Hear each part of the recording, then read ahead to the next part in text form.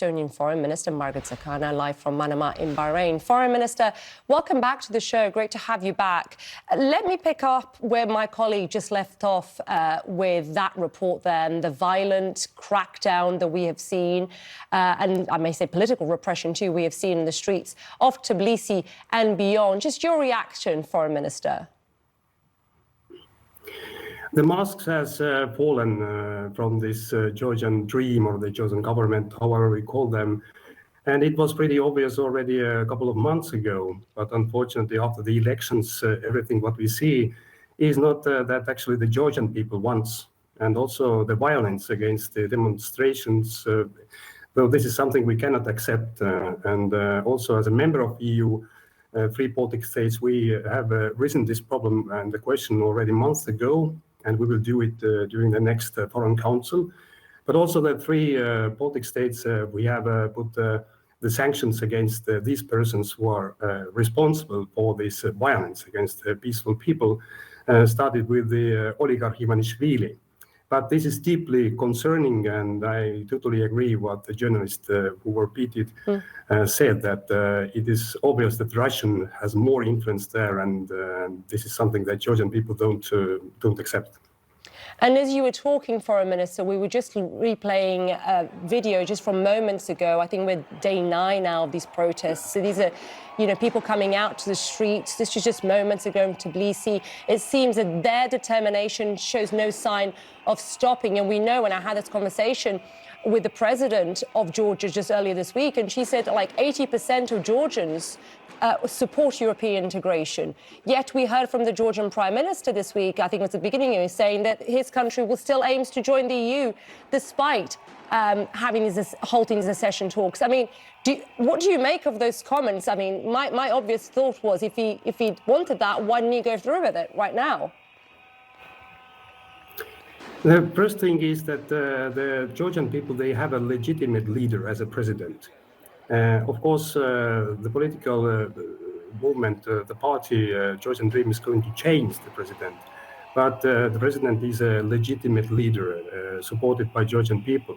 And we need to take her words very seriously. The second thing is that accusations that behind these mass rallies, demonstrations, there are like some political movements, it's not true. These are Georgian people, and these demonstrations are not happening only in Tbilisi, but all over Georgia.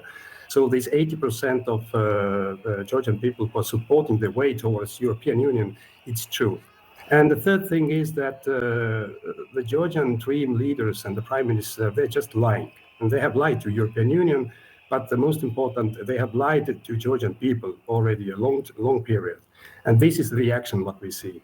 So European Union has halted already this process a couple of months ago, but the situation as we see right now on the streets is really concerning.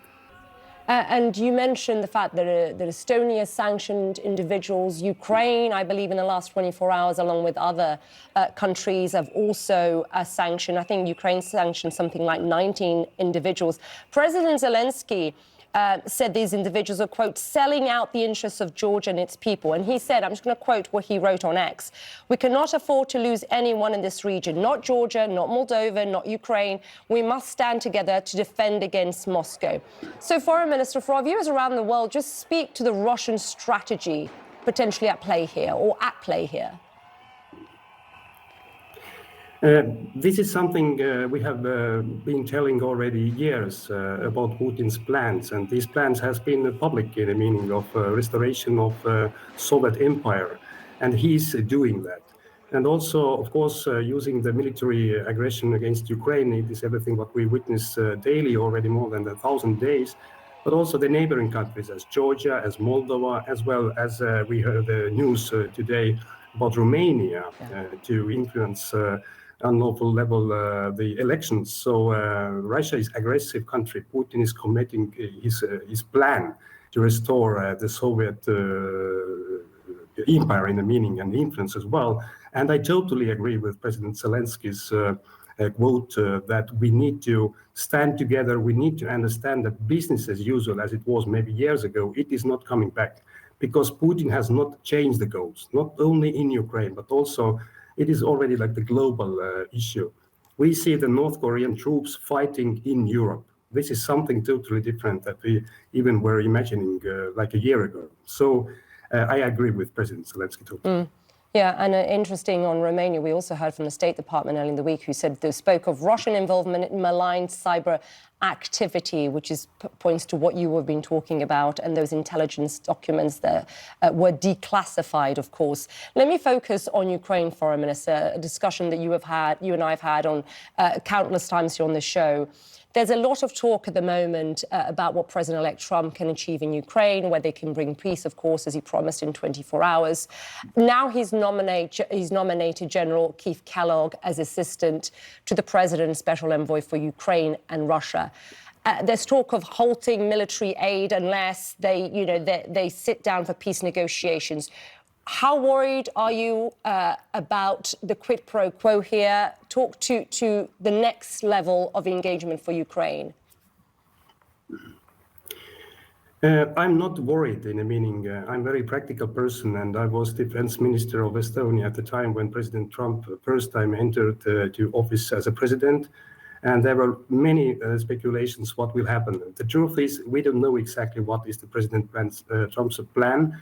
But he is listening carefully. He has many conversations with the different leaders, as well with President Zelensky. And it is obvious that it is not possible to make any kind of quick peace with Putin relying on just and long-lasting peace, because there is one important thing. Putin has not changed the goals. Putin is not interested about more territory. He's interested about to take down Georgia as a democratic government as well as a nation. He has said publicly many times that there is no nation like Ukraine. But it is not only about Ukraine as well. It is about the European security architecture. It's about the gray zones of neutrality countries neighboring of Russia. So this is much more wider question.